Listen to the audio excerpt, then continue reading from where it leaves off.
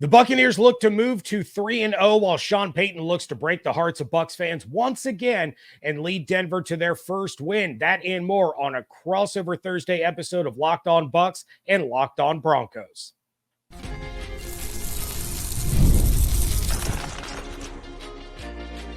You are Locked On Buccaneers, your daily Tampa Bay Buccaneers podcast, part of the Locked On Podcast Network, your team every day.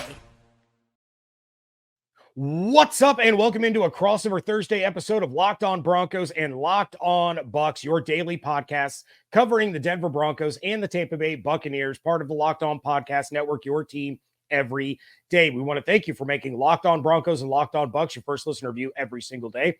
Don't forget you can subscribe or follow for free on YouTube or wherever you get your podcast. And of course, you can follow on Twitter. I am joined by Sayre Bedinger. I'm sorry. No, you're good. That's right.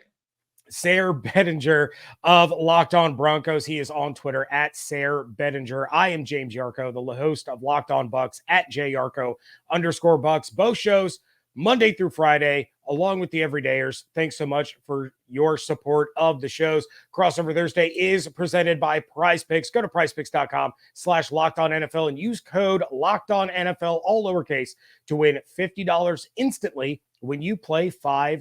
The Bucs are coming off of a huge win against the Detroit Lions, while the Denver Broncos still going through some growing pains. We are going to talk about all of it coming up in a little bit, but we're going to start with the Denver Broncos. And look, Bo Nix is having a rough start to his season, to his career, but we all know Sean Payton can do some magical things with offenses. But what is the biggest story around the Denver Broncos offense right now? Well, right now, James, it's really whether or not Bo Nix can get on track here in the early going of the season. We've seen the Broncos go up against a couple of really good defenses to start the year. I mean, Seattle under Mike Macdonald playing some good defense so far this season. And then, of course, the Pittsburgh Steelers, one of the best defenses in the league. Those two teams are top three right now in pressure rate. I don't know how much the Broncos have to do with that, of course, being that they've only played 2 games. But at the same time, you know, Bo has faced a lot of pressure. And unfortunately, it looks like quite a good percentage of that is to do with not necessarily being on the same page of Sean Payton. I know Broncos fans have been excited this, offseason about, Sean Payton, he finally picked a rookie quarterback that he wanted, and he got his guy in the building, and, move on from Russell Wilson and all these sorts of things. And now we're seeing, the Broncos taking the play clock all the way down to 1, if not getting delays of games or having to call timeouts and things like that. The play calls, are they too long? Or is Bo Nix not hearing things? Or is there too many personnel shifts and changes out there? So it looks just a little discombobulated for the Broncos offensively. So while it's not on Bo Nix, that he's going to be the primary storyline for the whole season, I think. But in terms of the guys around him, it really deals with, can the playmakers step up for Bo Nix and all collectively together bounce back against the Bucs? Yeah, definitely a rough start for Nix. And I like Nix coming out of Oregon. I thought he was a great pick by the Denver Broncos, especially long term. But in the short term, of course, fans are going to be frustrated. But what a rough start to the season. You get Tomlin and Todd Bowles in back-to-back weeks. That is not a recipe for a level of comfort in the pocket for a young rookie. Well, I shouldn't say young, but a rookie quarterback. And of course, one of my other favorite picks of the draft, again, went to Denver, and that was Audric Estime. I absolutely loved him at Notre Dame. Hasn't been utilized too much, not really much going on in that Denver running game. And I wonder, is that because Denver just hasn't gotten a rhythm offensively in the run game? Has it been the defenses that they faced? Has it been because defenses are forcing Bo Nix to be the guy? Like, what's kind of going on with the rushing attack there in Denver? Yeah, the Broncos are facing a loaded box of 8 or more guys, more than almost any other team in the league right now, and it hasn't translated well. They're being predictable when they go under center. I think they've run it all but 1 or 2 times when they've gone under center, so it's getting a bit predictable in that regard. And like you mentioned with Estime, I mean, it would be nice to even see him out there. He's on injured reserve right now with the ankle deal that he suffered in week 1. Yeah. So you'd love to be able to see him. But even the guys that are running well, like Tyler Beatty, they call him up off the practice squad. His first carry goes for 16 yards, and then we don't see him for the rest of the game. So it does kind of feel like Sean Payton is spinning his wheels a little bit with somebody like Javonte Williams, who for 12 straight games has not gotten to that 4 yards per carry mark. And that's dating back to last season, obviously. So it's just ineptitude across the board, whether you're talking about execution from the backs or vision from the backs or blocking, or if it's telegraphing your plays, all encompassing. The running game for the Broncos just has not been there. Well, let's flip sides of the ball here and talk about this Broncos defense, because they are bleeding rushing yards, but they are holding teams to under 20 points per game. And, a lot of teams would say, look, if the defense can hold the opponent to under 20 points a game, we got a shot to win this. So, a little bit of give and take, similar to kind of what we saw from the Bucs defense against the Lions. You can bleed yards all day long. Those aren't points, but what's kind of been going on over on the defensive side of the ball for the Broncos? It's been really encouraging, really, really positive for the Denver Broncos defense. Vance Joseph obviously caught a lot of flack early last season. The Broncos gave up a ton of points, not just against the Miami Dolphins, but against teams like the Washington Commanders and others. And so it was kind of a disaster all across the board. But I think it really had a lot more to do with personnel than it did Vance Joseph, who actually I think calls a pretty darn good defense. And the Broncos, they've shown that through the first couple of weeks. The only thing that I think they really need to do, the big storyline here against the Bucs, is, okay, can you force turnovers? You're showing that you can hold teams. Like, they held the Steelers to just 3 points in the second half, punting on 6 of their 7 or 8 possessions, whatever it was in the second half. So can you now force some turnovers? Can you create takeaways and get your rookie quarterback some short fields to work with? We saw that's what sparked the Broncos' little winning streak that they went on last year. I know they were kind of turning the ball over at a unsustainably high rate in their winning streak last season, but that was what really sparked them, was creating takeaways, get extra opportunities for the offense. And I think that's now going to be the big story going on the road against the Bucs, is, can you force a couple of bad decisions, or can you pop the ball loose and force a fumble here and there and get an extra opportunity for your offense? Because the defense, I mean, up front, they're playing very well. They're pressuring at a high rate. They blitz at a very high rate. And then you've got Pat Surtain and a breakout candidate in Riley Moss on the other side of the field playing really well at corner right now too. So Denver's defense, can they start creating the takeaways? That's going to be something to watch here in week 3. Yeah, and I would be remiss if I didn't ask, with Pat Surtain, you're going up against an offense that has obviously Mike Evans, and then Chris Godwin has been absolutely incredible playing out of the slot for the Bucs this season.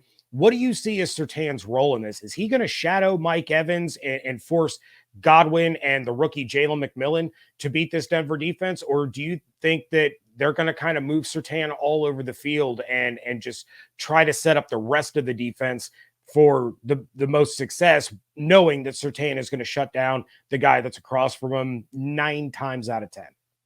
Yeah, I do think you'll see Surtain on Mike Evans for the majority of this game because of the Broncos' confidence in not just Riley Moss on the other side of the field, but then Jaquan McMillan in the slot is one of the guys that I think they trust the most in coverage. He was very, very productive last year playing in the nickel when he was one of those guys. When you talk about personnel changes, the Broncos getting gashed early last season, they put Jaquan McMillan there in the slot, and all of a sudden everything turned around for that particular position. So I'm not saying he's going to go out there and shut down Chris Godwin, but I do think that Vance Joseph will be confident in putting him in that matchup, unless then he does start to struggle, at which point you may start to see Pat Surtain utilized in different ways. But I think as of right now, I would say that Vance Joseph probably confident in Jaquan McMillan playing in that slot and keeping Surtain on Mike Evans wherever he goes. All right. Well, the Buccaneers look to continue their momentum. That is coming up next on a Crossover Thursday, part of the Locked On Podcast Network, your team every day. For most of us that like collecting cards, the idea of spending $2,000 or more on a Patrick Mahomes rookie card just isn't in the cards. I love collecting, but that's some serious money to drop. Thanks to slab packs from arenaclub.com, now it's possible to score gem mints for a fraction of their retail price. That Mahomes rookie that I just mentioned was hit from last week's Arena Club slab pack drop. Arena Club is the only repack that provides real value, a complete view of all possible cards, and clear hit rates for each one. Arena Club slab packs are revolutionizing the repack game with transparency. After your pulls are revealed, they'll immediately be placed in your showroom for safekeeping, selling, trading, or auction. The Arena Club grading process is accurate, fast, and transparent, with a full grade rationale provided and explanation of how your card was scored. Right now, you can get 10% off your first slab pack or card purchase by going to arenaclub.com/lockedonnfl and use code LOCKEDONNFL. That's arenaclub.com/lockedonnfl, code LOCKEDONNFL, all one word, for 10% off your first purchase. Thank you again for making Locked On Broncos and Locked On Bucs your first listen review every single day. Make sure that you are checking out the new Locked On NFL. It is twice a week. You got the madman Tyler Rowland hitting you with everything that can be talked about in the morning. Then you can jump into the barbershop with Tony Wiggins in the afternoon. Locked On local experts, news, insight, analysis, everything in 30 minutes with the new Locked On NFL. And it's twice a day with the madman Tyler Rowland and the barber Tony Wiggins. All right, we're going to flip things over to the Buccaneers, who are coming off of a massive victory against the Detroit Lions in Detroit. And when you take a look at an offense that escaped Detroit by winning, Chris Godwin had a huge game. Baker Mayfield had a solid game, but this was not an offense that was moving up and down the field with ease the way they did against Washington. Now they face another tough defense in the Denver Broncos. But the biggest question, the biggest story surrounding this Bucs offense is, can they finally get the run game going with Rachaad White and Bucky Irving? Rachaad White last week against Detroit had 10 rushes for 18 yards. Bucky Irving, 7 rushes for 22 yards. They have faced back-to-back stout rushing defenses. Now they're going up against one that has allowed almost 300 rushing yards through 2 weeks. This new look offensive line, they didn't have Luke Gedeke last week, their starting right tackle, but you have a rookie center in Graham Barton. You have Ben Bredesen as the left guard. These guys are struggling to open running lanes for these running backs. Can Liam Cohen scheme a way for these guys to take advantage of a rushing defense that does allow a lot of yards and really get Rachaad and Bucky going? That obviously will start to open things up for Mike Evans, for Chris Godwin, for Jalen McMillan, even Cade Otton, who has like 1 yard receiving on the season. So the focal point this week for the Bucs is they have to figure out a way to run the football. This has been the league's worst run offense the last couple of years. And all the talk was Liam Cohen's going to get it going. Graham Barton, the rookie center, he's going to help with the run blocking, and it just has not come to fruition. Well, and we have seen, like you mentioned, the Broncos in the first couple weeks of the season. It doesn't feel like they've been as bad against the run as the numbers suggest. I mean, gave up a big rushing touchdown to Geno Smith on kind of a broken play in week 1, which was a 30-yard play. And then you had like 2 drives there against Seattle where Kenneth Walker just he went in full Kenneth Walker mode, as we've all seen him do at times in his NFL career. And so there's been a couple of, just drives here and there where the Broncos have given way in that area. And the main reason for that is because of their instability at the linebacker position. Alex Singleton kind of been a tackling machine for the Broncos, but did miss a lot of tackles last season. And we've seen some this year with Cody Barton coming in from the Washington Commanders, expected to be the starter. The Broncos have actually been rotating Cody Barton along with Christian Welch, a guy that they picked up from who was cut by the Green Bay Packers just a couple weeks ago. Those guys have been rotating with the starting defense, not due to injury. So it's kind of a little bit of cause for concern there. When these backs get to the second level, are they going to easily be able to then get to the third level because your linebacker play is not good enough? And are the Broncos going to have those breakdowns where, man, you're keeping the offense behind the sticks, or, you're holding them to short gains on first down, keeping them in second and long, third and long situations. And then all of a sudden, a couple drives here, hey, the things are just clicking for the Bucs run game. That's where the Broncos have really gotten into trouble, is that the most inopportune times you're giving up these chunk running plays. And so that's kind of what I would be looking out for, especially with some explosiveness there from those 2 backs for the Bucs. So if the Broncos aren't able to take those right angles, or those linebackers can't get off blocks, it could be a similar situation here in Tampa Bay. Yeah, and that's been the biggest thing. Rashad and Bucky, when they get in space, they are so dangerous. They're elusive, they're quick. It's a matter of getting past the initial line of scrimmage and getting to that second level to be able to get out in space and utilize some of their athletic ability and make guys miss. So that's going to be something that a lot of Bucs fans are really focused on. Do they have the ability to run the ball, especially if it's a close game like it was against Detroit and the Bucs are trying to run the clock out, not give the ball back, with under 2 minutes left. They couldn't pick up that first down running the ball. So it starts to become an issue. On the defensive side of the ball, still no Antoine Winfield Jr., still no Vita Vea. He's day-to-day with a grade 2 MCL sprain. I would say that it is a 99.999% certainty that Vita Vea does not play in this game. So can they replicate the kind of performance that they had against the Detroit Lions without two of their three defensive captains in this one? Can they get after Bo Nix with Yaya Diaby, who has not registered a sack yet this year? Joe Tryon-Shoyinka, who is playing well, but still far from what the Bucs and their fans thought that he was going to be as a first-round pick. You have a rookie in Chris Braswell, who has barely even shown up on the radar at all. Servassier Dennis was outstanding last week. Zion McCollum was outstanding. Jamel Dean was good. Jordan Whitehead has been an absolute superstar, but those injuries are going to catch up to you at some point, and the Broncos have explosive players on that offense. It only takes one play for the entire script to be flipped. So without the anchor in the middle of your defensive line and one of the best nose tackles in the NFL in Vita Vea and the best safety in the NFL, both of those guys out, are they going to have a letdown after that incredible performance against a high-octane offense like Detroit? Well, Broncos fans, James, they still have nightmares about the last time Vita Vea went up against the Denver Broncos a handful of years ago. I think there's still clips rolling around of what he did to Lloyd Cushenberry in that game, but him not playing in this game, as much as we all love Vita Vea and watching him play, that's very welcome news for the Denver Broncos, who have, Luke Wattenberg, a first-year starter at the center position, and they've been struggling to not just run block, but pass blocking this year has been a little bit rough for the Denver Broncos. So being able to maybe have that bit of a reprieve after going up against some of the guys they've gone up against, it might be nice for that offensive line to maybe a get right situation for them. Although that's a really big stretch at this point, considering what we've seen from the offense, which, if not for safeties, you're averaging 11 points a game through these first 2 weeks for this offense. So any advantage the Broncos can get there is going to be helpful. Without Winfield on the back end, I will say the Broncos have been taking a few more shots downfield. We saw against Seattle, ultra conservative, bordering on sickening, the way that they were calling plays, 5 yards and closer to the line of scrimmage.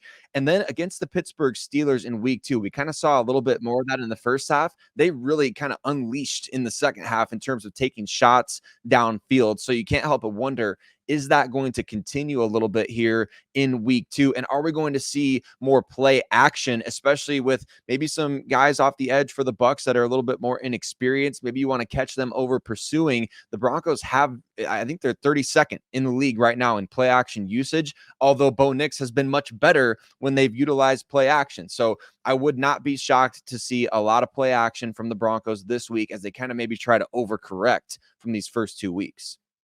Yeah, and of course, Bucs fans are hoping that Kalijah Kancey returns this week. Still not sure. He's been dealing with a calf injury. He has missed the first 2 games of the season. But for Broncos fans, they certainly want to keep an eye out for that. If Kalijah Kancey is able to line up there on the defensive line, that does change some things for the Buccaneers in a good way, a bad way for the Denver Broncos. But what are the 3 things that each team needs to do to get a win in week 3? That is coming up next here on A Crossover Thursday.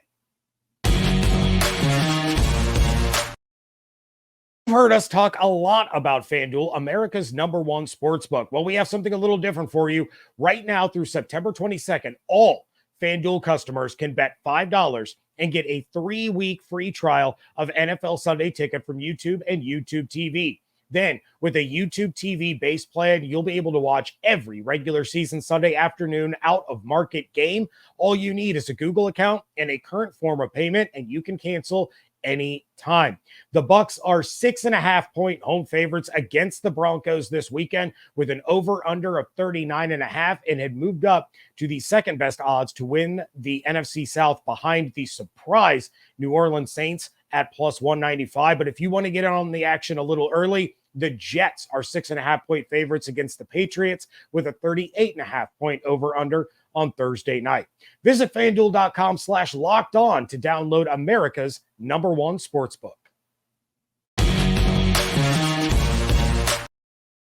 Wrapping things up here on a crossover Thursday episode of Locked On Bucs, Locked On Broncos. Crossover Thursday is presented by Prize Picks. Go to prizepicks.com/LockedOnNFL and use code LockedOnNFL, all lowercase, to win $50 instantly when you play $5. Sayre, what are the three things that the Denver Broncos need to do to get into the win column and pull off a big road upset of their own in Raymond James Stadium this Sunday? Well, it's going to be three things that they haven't done through the first two games. Number one, they're going to have to run the ball. Number two, they're going to have to force a few turnovers. And number three, they're going to have to be effective and efficient in the red zone. Right now, Broncos are 32nd in the NFL in red zone conversion rate. So obviously they're not scoring touchdowns when they do get to the red zone. And they've been really bad in terms of forcing turnovers at this point in the season. They need to force more turnovers. If your pass rushers are consistently getting to the quarterback, as they have been, you might have to pop that ball loose. I know it's easier said than done. And then offensively, committing to the running game. Bo Nix has been getting absolutely flamed in the NFL Twitter world these days, as you've seen, I'm sure, James, because the guy's been throwing, I think he's thrown almost 80 passes in the first two games. That's kind of ridiculous for a rookie quarterback in his first, two NFL starts. The Broncos have not been able to run the ball. Javonte Williams, 1.5 yards a carry against the Steelers last week. Jaleel McLaughlin, not much better, 3 carries for 6 yards. So they have to be able to run the football, and they have to stick to it. They have to commit to it. Stop with these empty sets on 1st and 5 after a penalty by the defense, and you're running empty. You're giving away what you're doing out there. Sean Payton has to help out his rookie quarterback this week and commit to a running game. Yeah, and look, Sean Payton knows Todd Bowles, and he knows what can work, what should work against a Todd Bowles defense, and that has some Bucs fans concerned because they are more than familiar with Sean Payton and everything that he did while coach of the New Orleans Saints.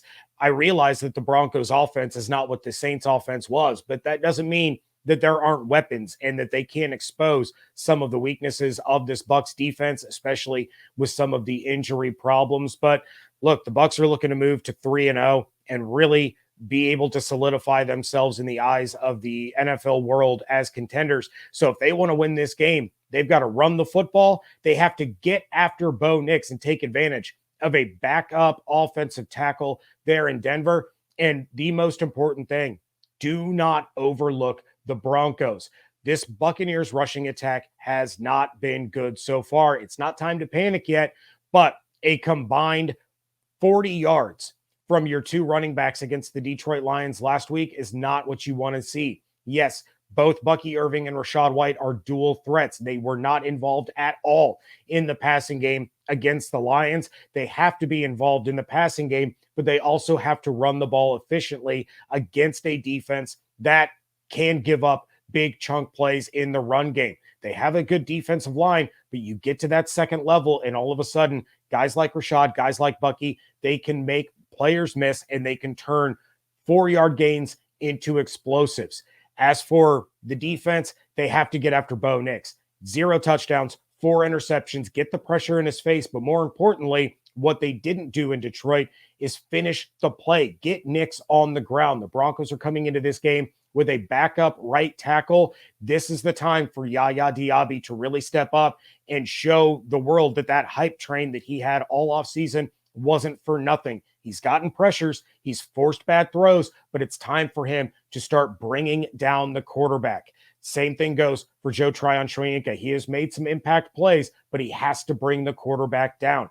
Todd Bowles is a master of bringing blitzes. He has to bring pressure from different areas without showing weakness in a beaten up secondary. And then the most important thing to me is do not overlook this Denver Broncos football team. It doesn't matter that it's a rookie quarterback. It doesn't matter that they're 0-2. This has trap game written all over it. And if you overlook this Broncos team, it can spiral out of control. It's real easy for the Buccaneers to look to next week with the Philadelphia Eagles, then a short week against the Atlanta Falcons. Then you have the Saints, the Falcons again. You have Kansas City, San Francisco, Baltimore, all those games coming up. It's real easy to start to look ahead. You have to focus on the task at hand. Send Sean Payton back to Colorado, sad and dejected, something they didn't do very often when he was in the division. Yeah, and for Broncos country, it's really looking back at, it's like almost deja vu. It started 0-2 last year, started 0-2 this year, took a road trip to the state of Florida and came back wondering, all right, what just happened? Is that even real? Or did we just see a game of Madden played in real life, right? When you give up 70 points. I keep bringing that up, James. Commenters are like, let's stop talking about that Dolphins game. It's deja vu. We have to talk about it until it's, until we can completely forget about it. But look, I mean, this is the situation the Broncos are in, right? It's almost like, hey, if you can go to Tampa Bay and show signs of life offensively, or show us that maybe you can actually, what can we build on offensively from this game, even if you lose this game, because you're expecting, like, this is a team the Bucs should probably beat in terms of what the Broncos have done, averaging 11 points a game as an offense so far. The Bucs are playing at home. They're obviously a really good team that's got some continuity based on last year. So this is a team in the Denver Broncos that the Bucs should beat. So if you can go in there and catch a victory, as opposed to what happened last year where things spiraled out of control, man, this would be, I hate to say it, as you'd only be 1-2, but for the Broncos, it would kind of be a banner victory early on for Sean Payton this year to be able to go in and beat an old division foe of his from when he was with the New Orleans Saints, as opposed to what happened last year. Things spiral out of control. The Broncos kind of become, are they sellers at the trade deadline? What are they going to do? Like Sean Payton said, these next two games for the Broncos, they don't define the season, but they are going to tell a lot about who this team is. And so getting a win on the road this week would be absolutely huge, not just for Sean and the perception of him from this fan base, but man, for Bo Nix as a quarterback to be able to play well in this game, I think that's maybe even more important. Yeah, and a win by Denver in that situation can spark a run moving forward. There's no doubt about it. Like you said, it could be a banner victory, and it's those kinds of wins that can actually swing things within that facility, with that roster, and really make them start to believe like, hey, we can go out there and we can hang with anybody, we can beat anybody. And those are the kinds of wins that you see send a team on an upwards trajectory. On the flip side, the Bucs are coming off of one of those types of wins. So losing this game against the Broncos undoes everything that they just did. It takes them out of the contender conversation. It takes them out of saying, like, this team is for real. They surprised people last year getting to the divisional round. Well, now they turn around and lost to a team that they should not have lost to. We talk a lot about stealing victories that you probably shouldn't get, and then losing games that you probably shouldn't lose. The Bucs could see both of those things happen in back-to-back weeks. So it's going to be a really, really interesting one, and I'm going to be fascinated to watch the way that Sean Payton tries to attack the Bucs defense with the weapons that he has in Denver, having known how he used to attack them year after year after year. But Sarah, it was always a pleasure speaking with you. Everybody, please make sure you're checking out Locked On Broncos with Sarah and his co-host Cody Rourke 5 days a week on YouTube at Locked On Broncos, and of course on all the podcast platforms that you like to utilize. You can check me out over at Locked On Bucs 5 days a week. And that is going to do it for this crossover Thursday episode. Hope you all have an absolutely outstanding day. Stay safe, stay healthy, and we thank you so much for joining us right here on a crossover Thursday, part of the Locked On Podcast Network, your team every day. Thank you.